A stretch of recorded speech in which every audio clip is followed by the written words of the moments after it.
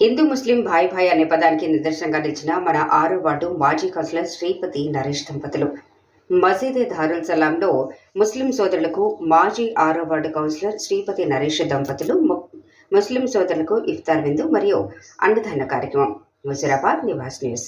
జమ్మికుంట పట్టణంలో గల 6వ వార్డు మాజీ కౌన్సిలర్ అయిన శ్రీపతి నరేష్ కుటుంబ సమేతంగా ప్రతి సంవత్సరం పవిత్రమైన రంజాన్ సందర్భంగా 6వ వార్డులో ఉన్నటువంటి ప్రతి ముస్లిం సోదరులకు మరియు సోదరీమణులకు వారి వారి ఇంటికి వెళ్లి బిర్యానీ ప్యాకెట్లు ప్రతి సంవత్సరం ఇవ్వటం జరుగుతుంది.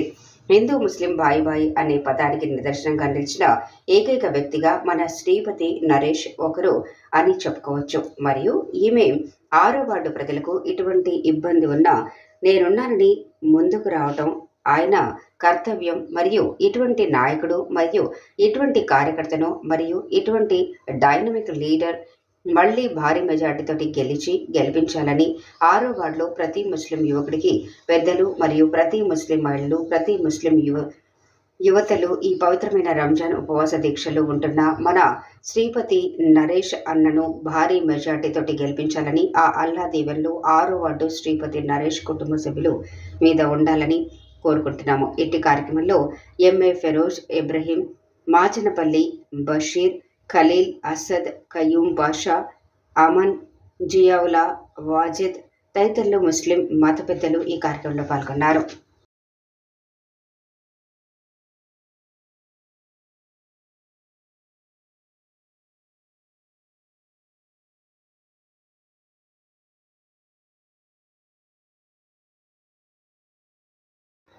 నిర్మాణ భవనం కూలి 7 మృతి. భద్రాద్రి నివాస్ న్యూస్. భద్రాద్రి కొత్తగూడెం జిల్లాలో ఈరోజు మధ్యాహ్నం ఘోర విషాదం చోటు చేసుకుంది. నిర్మాణంలో ఉన్న భారీ భవనం నేలకూలింది. ఈ ప్రమాదంలో 7 మృతి చెందారు. భద్రాచలం పుణ్యక్షేత్రంలోని పంచాయతీ కార్యాలయం సమీపంలో నిర్మాణంలో ఉన్న భారీ భవనం ఒక్కసారిగా కుప్పకూలిపోయింది. 6 అంతస్తుల భవనం పూర్తిగా కూలిపోయింది. నిర్మాణంలో ఉన్న భవనం నాణ్యతలో లోపంతో కూలినట్టుగా భావిస్తున్నారు. ప్రమాద సమయంలో అందులో పనిచేస్తున్న కూలీలు ప్రాణాలు కోల్పోయినట్లు సమాచారం. ఈ ఘటనతో స్థానికులు ఒక్కసారిగా ఉలిక్కిపడ్డారు. సమీప ఇళ్లలోని ప్రజలు ప్రాణభయంతో బయటికి పరుగులు తీశారు. ఏం జరిగిందో తెలియక ఆందోళనకు గురయ్యారు. వెంటనే ప్రమాద సమాచారాన్ని పోలీసులకు 2027 డిసెంబర్ కల్లా పోలవరం ప్రాజెక్టు పూర్తి చేస్తాం. ఆంధ్రప్రదేశ్ నివాస్ న్యూస్. 2026 డిసెంబర్ కల్లా నిర్వాసితులందరికీ పునరావాసం కల్పిస్తాం. పూర్తి పరిహారం ఇస్తాం. ఆ తర్వాతే ప్రాజెక్టు నీళ్లు వదులుతాం. ఎక్కడ ఒక్క వ్యక్తి కూడా మిస్ కాకుండా అందరికీ పరిహారం ఇవ్వాలి. సీఎం చంద్రబాబు. ఆ రోజు మొదటి దశలో భాగంగా 49 పునరావాస కేంద్రాలు 2025కు పూర్తవుతాయి.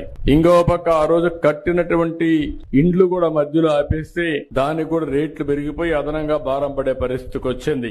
ఏదేమైనా 49 గ్రామాలున్నాయి. 17,717 పీడీఎఫ్లున్నాయి. ఇవన్నీ కూడా ఎంత తొందరగా వీలైతే అంత తొందరగా చేయడానికి ముందుకు పోతాం.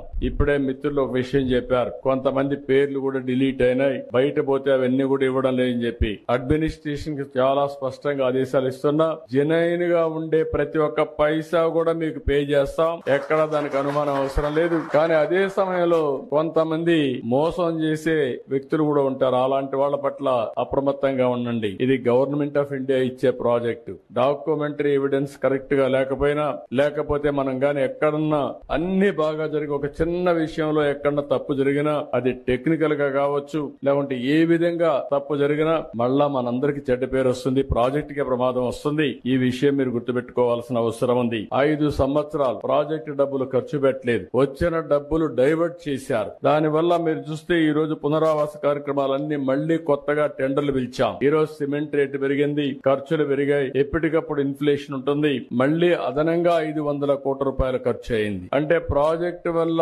సకాలంలో పూర్తి అయి ఉంటే మీరు కూడా జీవితాల్లో సెటిల్ అయ్యేవారు. ఈ నీళ్లు గానుంటే వ్యవసాయం బాగా జరిగేది, అదనపు ఆయకట్టు వచ్చేది, ఆదాయం పెరిగేది. ఇంకొక పక్కన ఐడల్ ప్రాజెక్ట్ మీరు చూస్తే పవర్ జనరేషన్ కోసం పెట్టింది. బాగా లేట్ అయింది కాబట్టి దగ్గర 2,500 కోట్ల రూపాయలు ప్రభుత్వానికి వచ్చే ఆదాయం పోయింది. ఇంకొక పక్క అదనపు భారం పడే పరిస్థితికి వచ్చింది. ఇలాంటి చాలా సమస్యలు వచ్చాయి.